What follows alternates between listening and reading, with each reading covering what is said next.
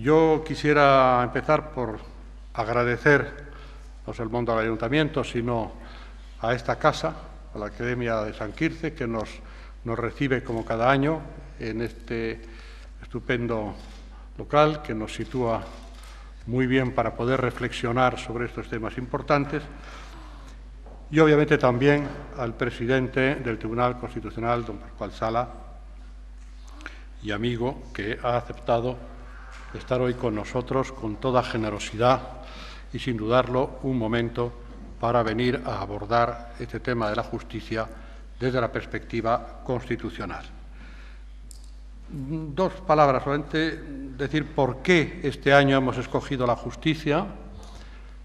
Bueno, pues porque nos parece en la Fundación que hablar de la justicia es hablar de un valor fundamental en todo sistema democrático. Una justicia independiente y eficaz es la mejor garantía de la defensa de los derechos y libertades en un país y, por lo tanto, nuestra Constitución así lo recoge como un valor y un derecho fundamental, derecho artículo 24, y además lo recoge tanto en el orden ordinario como en el constitucional. El orden constitucional, como ustedes saben, recupera nuestra Constitución lo que fue un inicio de la Segunda República. Tribunal Constitucional duró poquito tiempo, pero nuestro actual Tribunal Constitucional sí que está durando mucho tiempo y haciendo una gran labor en nuestro país.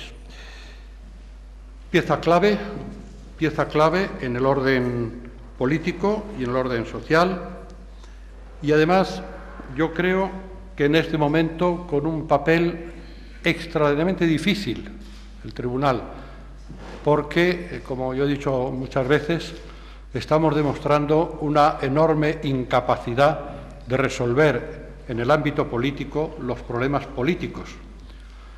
Estamos demostrando ser incapaces de consensuar, de acordar, de buscar espacios comunes, y al final derivamos los conflictos al Tribunal Constitucional, sea en los problemas de ordenación del territorio, sea en los problemas de otra naturaleza. Y el Tribunal tiene que cumplir una tarea enormemente difícil, pero menos mal que lo tenemos para que nos ayude a resolver esos conflictos. Bien, hoy está con nosotros don Pascual Sala. Decirles a ustedes quién es Pascual Sala es casi una osadía por mi cuenta, porque obviamente quién no conoce al presidente del Tribunal Constitucional. Pero sí recordar que realmente representa la trayectoria de la magistratura en su mejor esencia, porque ha sido vocal y presidente del Tribunal de Cuentas, mal no recuerdo, presidente del Consejo General del Poder Judicial, época para mí personalmente especialmente significativa, porque en la época del Defensor del Pueblo coincidimos esos años y resolvimos muchísimos problemas en una cooperación muy estrecha entre el Consejo y el Defensor, desbloqueando incomprensiones anteriores, y yo eso no lo olvidaré nunca. Presidente del Tribunal Supremo, magistrado del Tribunal Supremo, finalmente desde 2004 magistrado del Tribunal Constitucional, presidente desde el 2011 y dentro de muy poco tiempo cesará como presidente. Por lo tanto, estamos casi en el acto culminante de ese proceso en el orden académico, digamos, el orden. Doblemente agradecido, por tanto, querido presidente, al que yo admiro enormemente, lo digo aquí en público, y le agradezco tanto su labor como magistrado, como presidente, y que hoy esté con nosotros. Muchísimas gracias, porque nos honra enormemente. Muchas gracias. Bien, pues buenas tardes, señoras y señores, queridas amigas y queridos amigos, queridos compañeros de mesa, el alcalde, don Pedro Aragüetes, querido amigo, hace mucho tiempo que es amigo mío, Álvaro Gil Robles, el actual director aquí y está en esta condición de la Fundación Balsaín. Y tengo muchos amigos también entre ustedes, quiero decir, a los que sin duda alguna saludo y Naturalmente, dicen que no se oye bien, ¿no? Bueno, pues ahora ya seguramente sí. Quería decirles que sí, he presentado, mejor dicho, he agradecido la presencia en esta mesa de mis acompañantes, les he agradecido y les agradezco a todos ustedes la gentileza que han tenido a escuchar mis palabras, agradezco también a Álvaro Gil Robles la presentación, que sin duda alguna procede, como he dicho antes, de un añejo amigo, de un viejo amigo mío, y que en definitiva no hacen más que constatar que en la vida ya tengo más de 50 años de oficio judicial, desde que inicié toda mi carrera, como él ha dicho, se ha desenvuelto en el ámbito de la justicia, lo cual, pero en varios aspectos, en varias fases de esta justicia, lo cual, sin duda alguna, engrandece la experiencia, y la experiencia hoy día empieza otra vez a valorarse.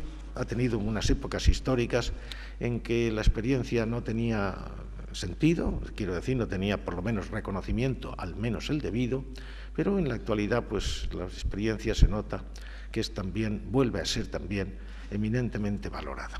Yo les voy a hablar aquí en una conferencia que tengo la mitad escrita porque quiero publicarla cuando tenga tiempo, porque como ha dicho también el Tribunal Constitucional antes, Álvaro Gil Robles, pues tiene muchos problemas que resolver y en una época como la actual de crisis pues tiene más problemas todavía que resolver. Está para eso, para resolver problemas, no políticamente, sino que lo hace con criterios jurídico-constitucionales, exclusivamente con criterios jurídico-constitucionales. Unas veces gustan más y otras veces gustan menos, pero este es el único criterio y la única señal que el Tribunal Constitucional, como cualquier otro tribunal, pero el Tribunal Constitucional enfoca problemas políticos de innegable trascendencia social y mediática y política, pero lo hace, como digo, con estos criterios estrictamente jurídico-constitucionales y sin atender a criterios políticos muy legítimos que se fundan sobre todo, no solamente en la legalidad, sino también en la oportunidad. El Tribunal Constitucional no lo hace con sentido de oportunidad, pero lo hace naturalmente con la prudencia que siempre, como nos enseñaron hace ya muchos años, va delante de la justicia. No hay una justicia imprudente, sería la negación precisamente de la propia justicia. Bien, le voy a tratar de algunos temas, algunos aspectos destacables en la protección jurisdiccional de los derechos fundamentales. Saben ustedes, un primer aspecto que se me ocurre, cuando se habla de derechos fundamentales, saben ustedes que hay una concepción de los derechos fundamentales que es formal, exclusivamente formal, son derechos constitucionales, los que están recogidos en la Constitución, es elementalísima la definición, y una concepción material, son derechos fundamentales los que se reconocen al ser humano por el mero hecho de serlo. Pues bien, dentro de la concepción formal se discute mucho y se ha discutido en la doctrina y en la práctica judicial también si los derechos que están reconocidos en la Constitución tienen una protección especial frente a los derechos recogidos en normas infraconstitucionales. Miren ustedes, últimamente, porque me voy a referir a aspectos que son del día, quiero decir que no son añejos, que no son pasados, en las reformas de los estatutos de autonomía que se han acometido en España a partir del año 2006, saben ustedes que en el 2006 se modificaron, se crearon en realidad, o se elaboraron y se promulgaron nuevos estatutos, como fue el de la Comunidad Valenciana, como fue el de la Comunidad Catalana, el Estatuto Catalán, todos son del año 2006, luego del 2007 hay también otros estatutos, inclusive el de Castilla y León fue del 2011, es decir, son hornadas de estatuto, modificaciones estatutarias que se han producido en fechas relativamente o sin relativamente recientes. Y todos ellos tienen una nota particular, todos tienen una lista, unas declaraciones de derechos, unas listas de derechos que son más o menos similares a los que parecen recogidos en el título primero de la Constitución, que es el título con más artículos que tiene de la Constitución, 55 artículos en una Constitución que tiene 169 artículos, como ustedes saben, y que escinde la clasificación de los derechos fundamentales, no con arreglo a un criterio sistemático, ni siquiera a un criterio material, sino con arreglo exclusivamente al grado de protección que la propia Constitución es capaz de reconocerles. Y por eso distingue, dentro del capítulo segundo del título primero, que se refiere a los derechos y deberes fundamentales, se refiere concretamente a los derechos fundamentales y libertades públicas, que son aquellos a los que otorga mayor grado de protección, y a los concretamente derechos y deberes de los ciudadanos, que tienen también un grado destacado de protección en la propia Constitución, pero inferior a los anteriores, que son los derechos de libertad, y una serie de principios de justicia social y económica, que son los principios que recoge dentro de un capítulo tercero de este título primero de la Constitución y que tienen otra singularidad. Y me importa destacarlo. Estos derechos que recogen los estatutos son auténticos derechos equiparables a los derechos fundamentales que recoge la Constitución. La negativa es clara. ¿Por qué? Porque derechos fundamentales, derechos constitucionales, como también se les denomina, son aquellos, por elemental lógica, que están recogidos en el texto constitucional. Por consiguiente, un estatuto de autonomía no puede tener la virtualidad de crear per se derechos fundamentales distintos de los que recoge la norma fundamental en nuestro país. ¿Quiere decir que no tienen ningún valor? Pues no, tienen valor, naturalmente. Son mandatos dirigidos al legislador autonómico para que los articule a través de un desarrollo legislativo y puedan hacerse valer efectivamente ante los tribunales.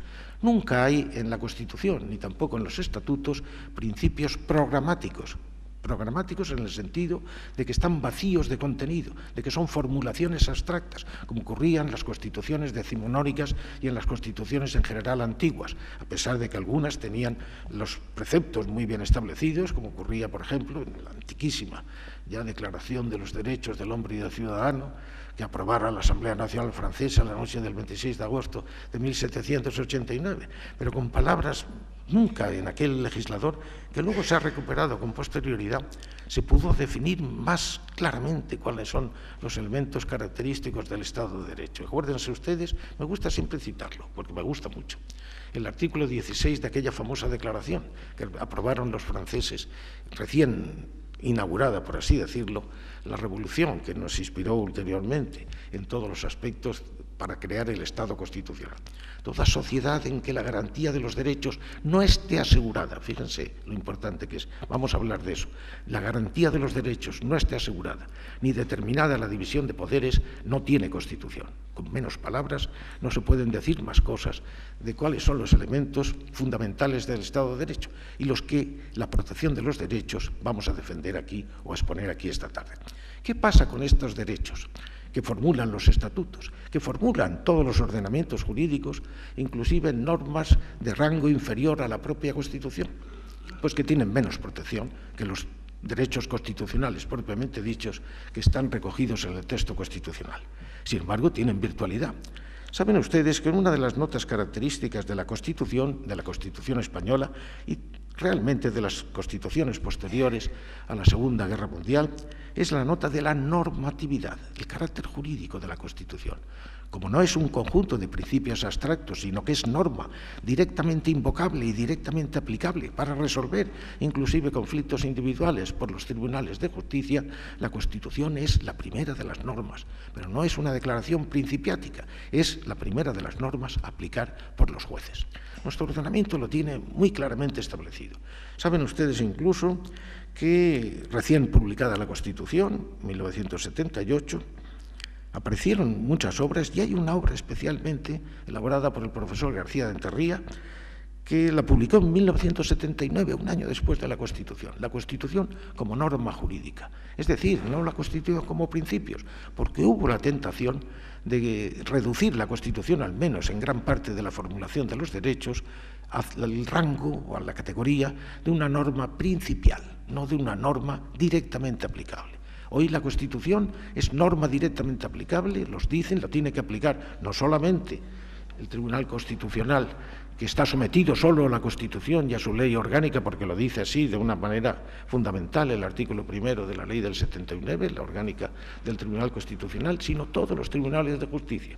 El artículo 5, por ejemplo, de la ley orgánica del Poder Judicial nos dice que los jueces y tribunales interpretarán las leyes y los reglamentos conforme a la Constitución y a la doctrina que de modo reiterado haya establecido el Tribunal Constitucional en toda clase de procesos. Luego, la norma constitucional es directamente aplicable. Y esto es lo que caracteriza a los derechos fundamentales frente a estos otros derechos que se reconocen en los estatutos o en normas de carácter infraconstitucional que no tienen concretamente esta virtualidad de ser directamente aplicables. ¿Por qué? porque tienen que ser desarrolladas a través de normas de rango legal, por supuesto, que tiene que desarrollar tanto el legislador estatal como el legislador autonómico. Vuelvo a repetirles, sin embargo, son normas también no desprovistas de carácter de inmediatividad en su aplicación. Y lo voy a decir, miren ustedes, en el capítulo 3 de este título primero, que tantas veces he citado, de nuestra Constitución, del título primero dedicado a los derechos y deberes fundamentales, el capítulo 3 es los principios de justicia social, política y económica. Quiero decir, justicia social y económica. Pues bien, dentro de estos principios de justicia social y económica, les voy a decir que hay, y fíjense ustedes, en una época de crisis como la actual, derechos que parece que se han olvidado, derechos consagrados, no con el carácter de inmediata aplicación, sino han de informar la práctica judicial, la legislación positiva y la actuación de los poderes públicos. Lo dice textualmente nuestra Constitución así, en el artículo 53, apartado 3. Pero solo pueden ser alegados, añade, y ahí está precisamente lo que yo quiero destacar, a través de las leyes que los desarrollan, no per se, a diferencia de lo que sucede con los otros. ¿Quiere esto decir que no tienen valor directo? Miren ustedes, en una época de crisis como la actual, me interesa resaltar que el Tribunal Constitucional, desde época muy temprana, concretamente, fíjense, una sentencia de las primeras, la 37 en 1981, de 16 de noviembre, la 37 que se puso, el Tribunal fue constituido en 1980, pero empezó a dictar sentencias en 1981. Dijo que el sistema económico que establece la Constitución está abierto a cualquier opción política. Es decir, no puede servir de parámetro de constitucionalidad de una ley, de una disposición con rango de ley, una apelación a un sistema económico determinado.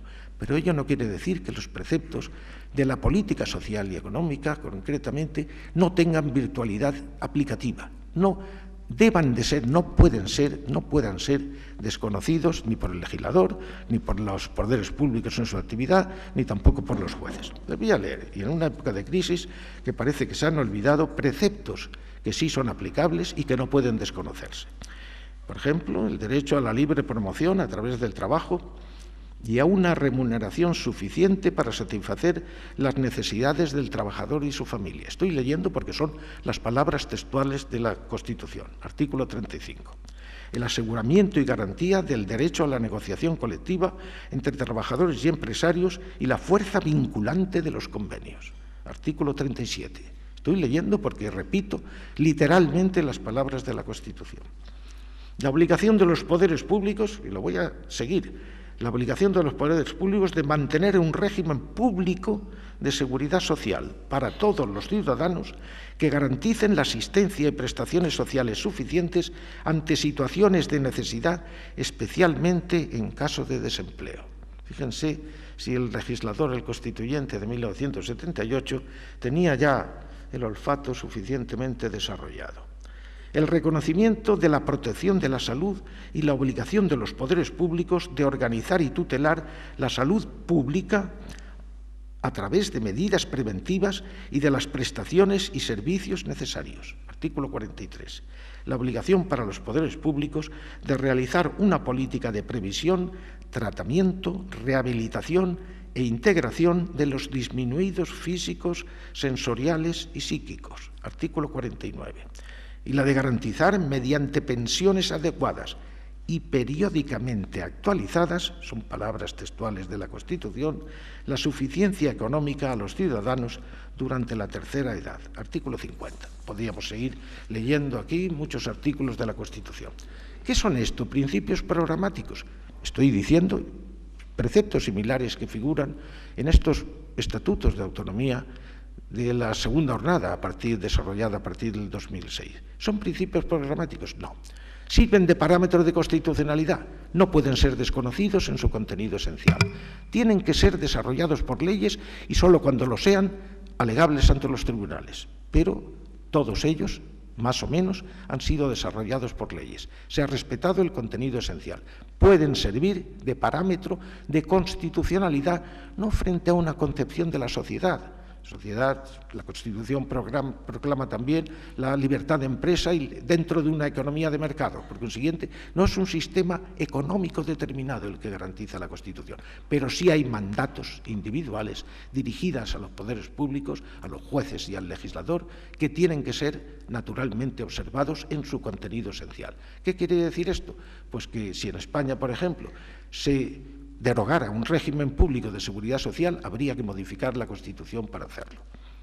Si no se establecieran pensiones que fueran revisables periódicamente y que pudieran cubrir todas las necesidades elementales, por lo menos, de acuerdo con las leyes que las hay en España, que los desarrollen, habría que modificar la Constitución. En definitiva, son principios que tienen la virtualidad, no para, a través de ellos, caracterizar como una sociedad negadora de la economía de mercado, porque también la Constitución establece, como he dicho antes, la libertad de mercado, libertad de empresa dentro de una economía de mercado. Pero son mandatos individuales que dentro de situaciones concretas pueden ser deducidos ante el Tribunal Constitucional y desde luego tienen la obligación, a través de las leyes que los desarrollan, de aplicar y de reconocer los poderes públicos y naturalmente respetar su contenido esencial. La garantía de los derechos es doble.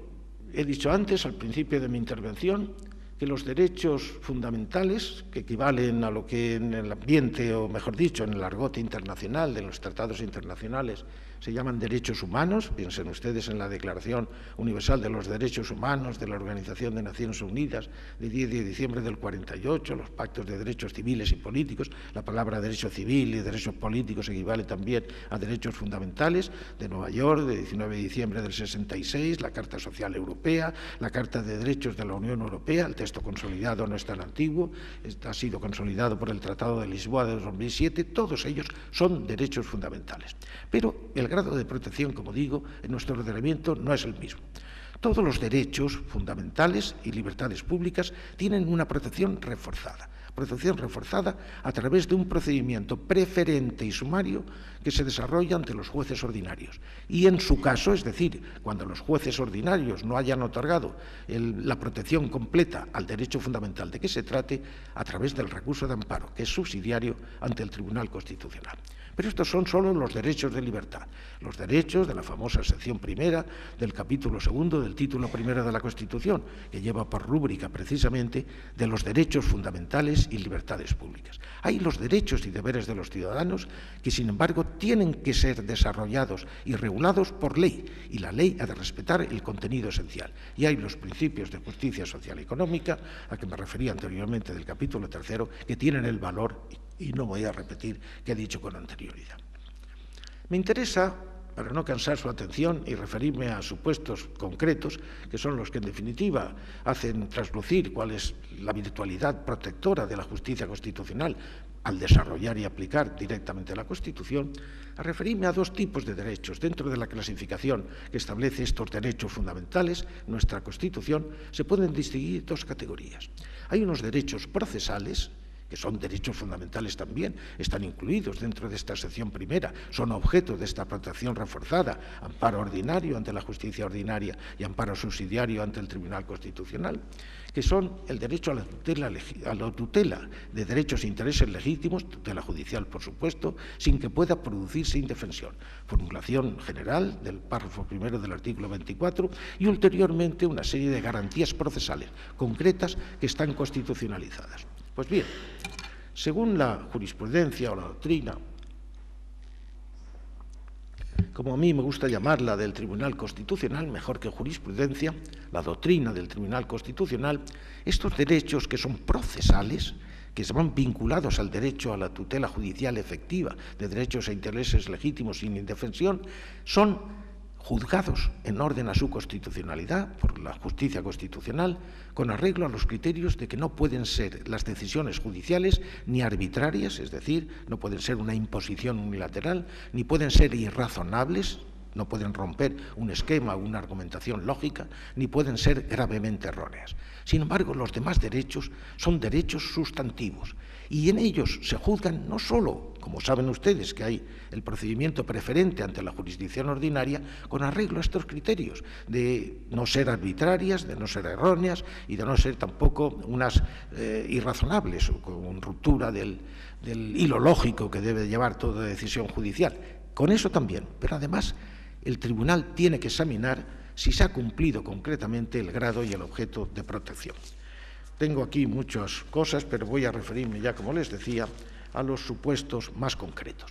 Cuando se trata de estos derechos sustantivos que han suscitado la protección jurisdiccional de estos derechos mucha polémica mediática y polémica política, porque en realidad pues, no siempre gustan las decisiones del tribunal, el tribunal ha procurado valorar no solamente que se hayan dictado en este procedimiento previo y sumario ante los jueces ordinarios resoluciones normales, es decir, que las leo uno y dice están fundamentadas, son una resolución, no comparto ese criterio, pero no es una resolución irresponsable, una resolución arbitraria o una resolución errónea o irrazonable.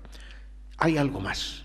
Hay que establecer la protección del contenido esencial del derecho que lo hace reconocible. Miren ustedes, por ejemplo, en materia había unos derechos que han dado lugar a mucha jurisprudencia por parte del Tribunal Constitucional. Por ejemplo, cuando se trata de torturas. Voy a citar sentencias relativamente recientes. Hay una importante, la 107/2008, de 22 de septiembre, que dice que para valorar la decisión judicial, vuelvo a decir, que ha sido vista la vulneración de un derecho de la prohibición de torturas y de tratos inhumanos y degradantes, dice que archivó las diligencias sin agotar, no ya sin investigar, sino sin agotar completamente la investigación. Vean ustedes cómo es un derecho fundamental sustantivo, hace falta agotar la investigación para poder otorgar la protección de este derecho.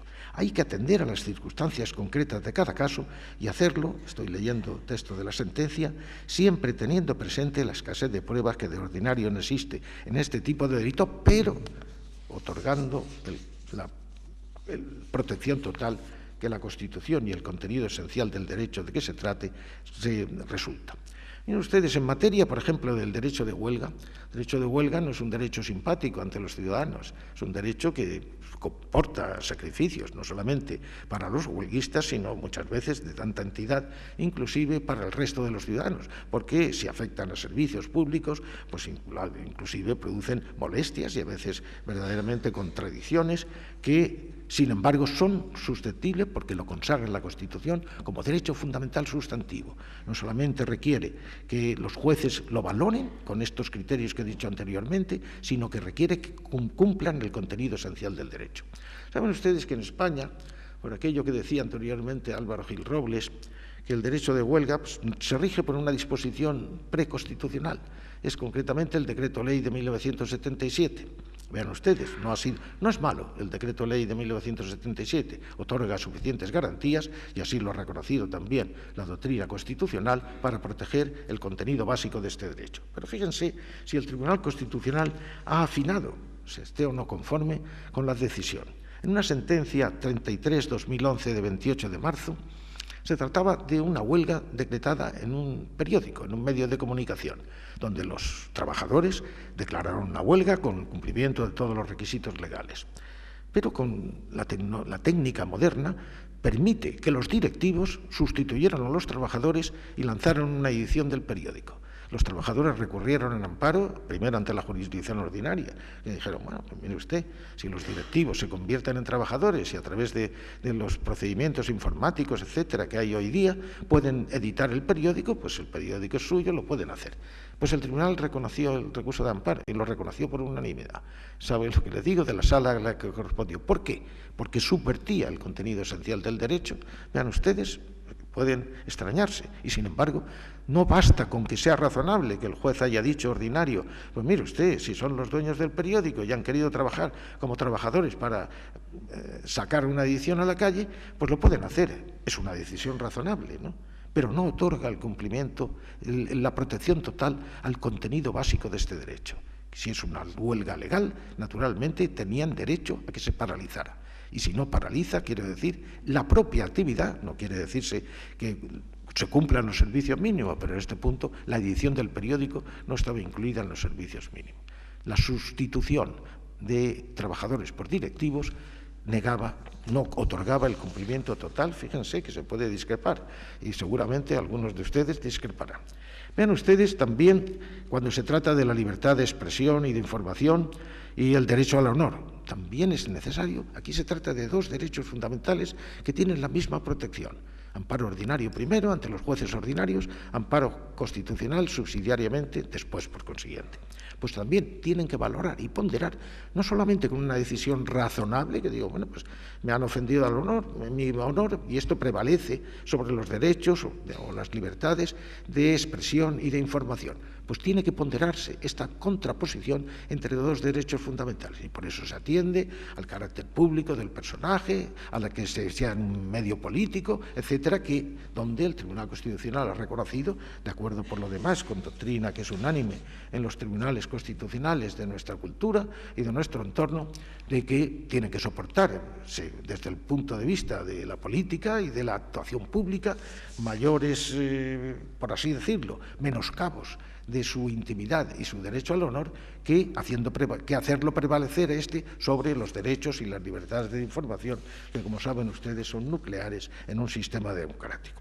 Fíjense ustedes, les voy a citar otro ejemplo porque este es muy característico y ha dado lugar a muchas discusiones. Hay una sentencia, la 51, son modernas, relativamente modernas todas, de 2011, de 14 de abril. Se trata de la cesación de los profesores de religión, que saben ustedes que en virtud de los acuerdos del Estado español con la Santa Sede, acuerdos perfectamente constitucionales, así lo ha declarado el Tribunal Constitucional en alguna ocasión, pues los profesores de religión en la escuela pública o en la escuela concertada, que tiene que ser satisfecha por el Estado, por la administración pública, son nombrados libremente por el ordinario del lugar. Esto es una disposición, como digo, que se comprende dentro de los acuerdos del Estado español con la Santa Sede y que por consiguiente está validada legalmente e inclusive constitucionalmente. No pueden no renovarlo. Un año se contrata un año, lo contrata la administración estatal, pero lo nombra el ordinario del lugar. Bien, pues no renuevan, puede no renovarse, porque es por un periodo de un año, es un contrato temporal de trabajo. Si no lo renueva, aduciendo como motivo un tema, por ejemplo, moral, que no se admita con arreglo a su derecho o con arreglo a su criterio por la Iglesia Católica, como es el haber contraído matrimonio civil. Una profesora de religión cumple su periodo de un año para el que fue nombrada o designada y, sin embargo, se casa por lo civil. Quiero decir, no contrae matrimonio canónico y el ordinario del lugar no lo renueva.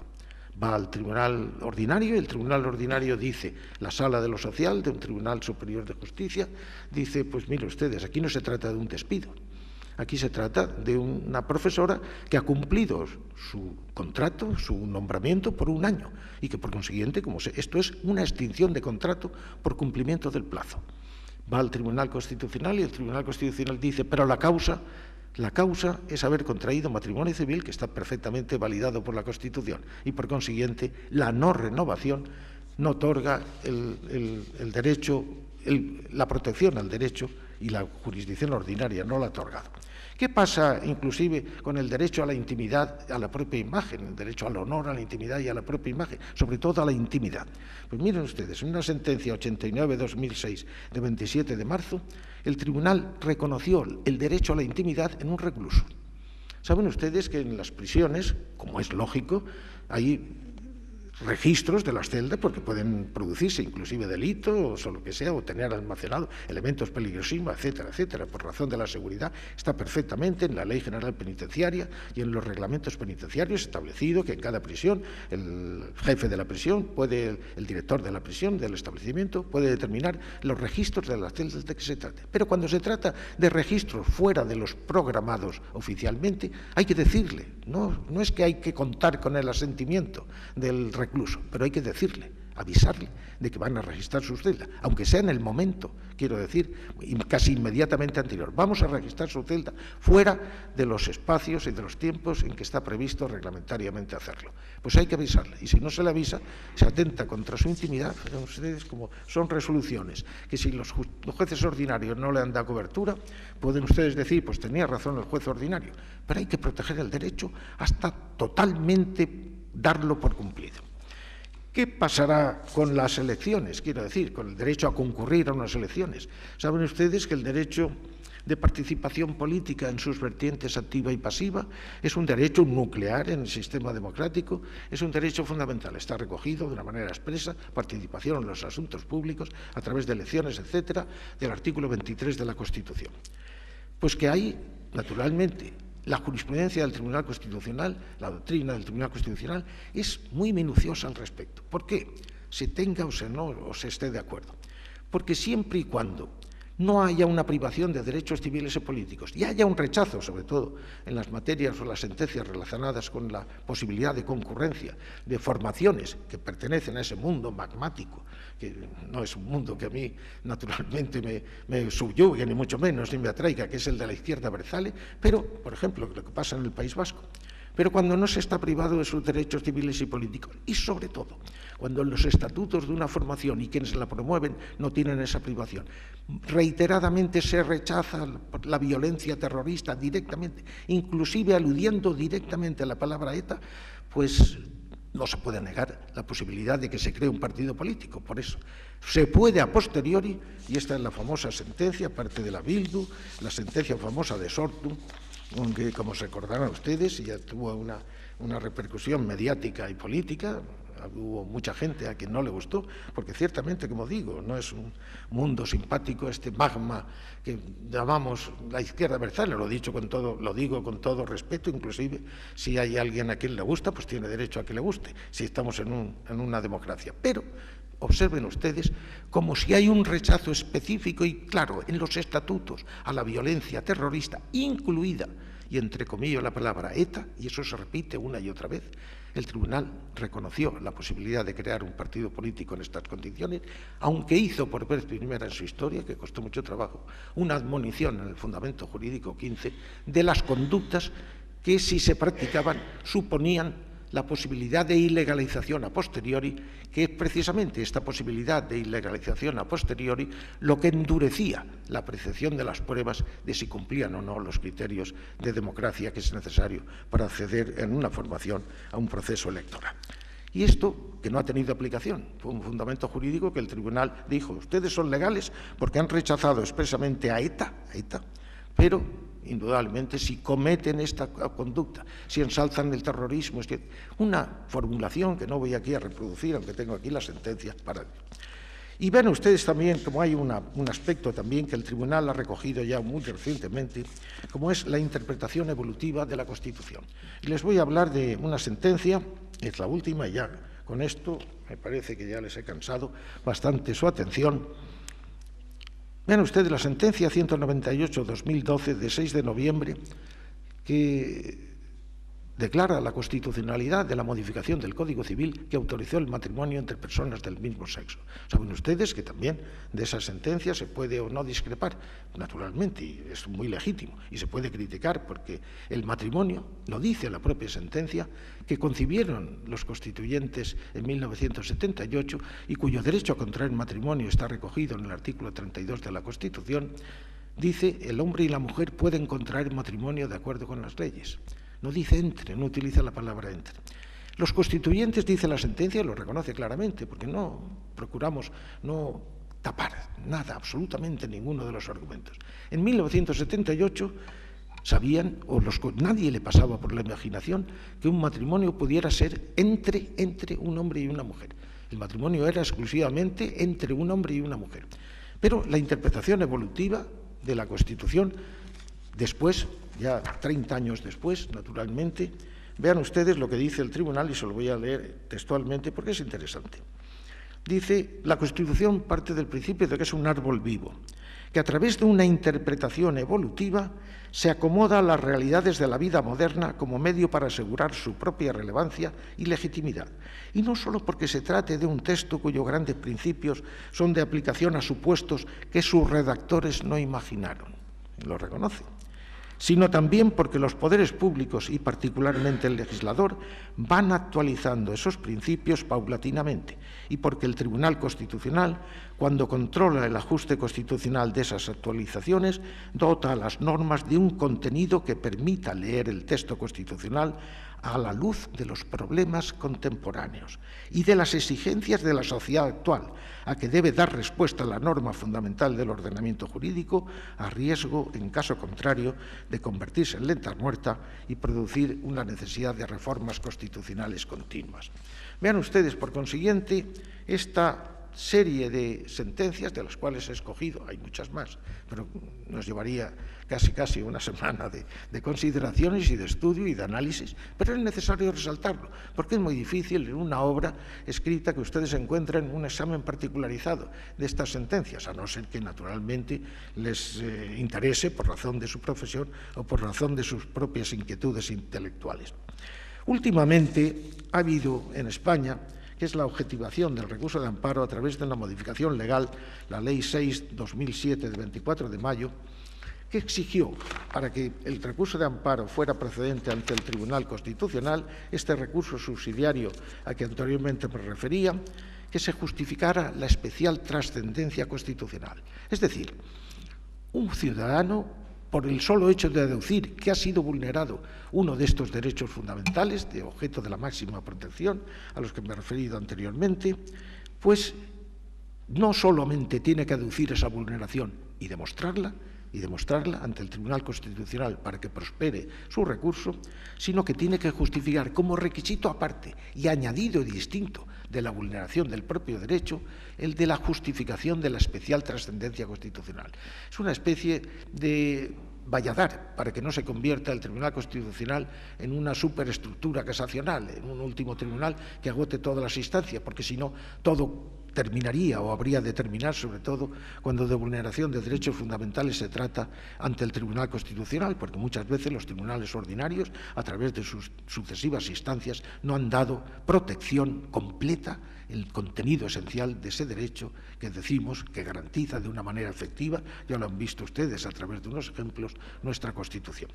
Esto, indudablemente, ha bajado el número de asuntos de recursos de amparo ante el Tribunal.